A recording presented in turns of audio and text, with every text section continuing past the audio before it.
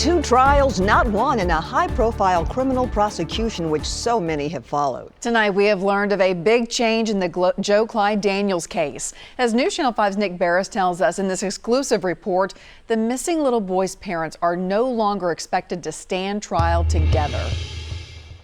From day one, it was expected that Joseph and Krystal Daniels would be tried at the very same time. But now, just 3 months before jury selection, there is a big change. I think that they're going to have to be tried separately. Both parents are charged in the case. 5-year-old Joe Clyde Daniels disappeared from his Dixon home 3 years ago. His remains have never been found, but authorities consider him to be dead. His parents have been locked up on $1 million bond each. The father, Joseph, charged with homicide. The mother, Krystal, with aggravated child neglect. Now word comes they will not be tried together. Why? Some of the strongest evidence the state has are statements that each of them have made about the other. Early on, Krystal had told the TBI she saw her husband standing over Joe Clyde, striking him the night he disappeared.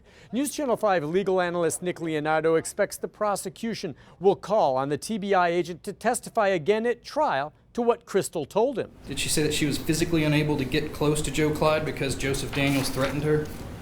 She made a statement as to that, yes. In fact, Krystal claimed that Joseph Daniels assaulted her. She claimed that he took a swing at her. That would be damaging testimony to Joseph, but Leonardo says the prosecution cannot use a statement from one defendant who won't be taking the stand, implicating the other in the very same trial. If the prosecution plans to use Krystal's words as expected, the judge must sever the case.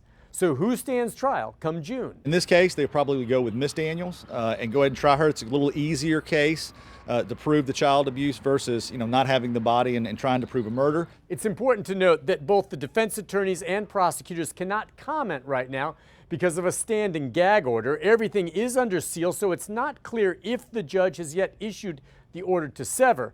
But Leonardo says it will likely happen. Nick Barris, News Channel 5. And remember, the judge granted a change of venue for the trial, so jury selection will begin June 1st from a city outside of Dixon County.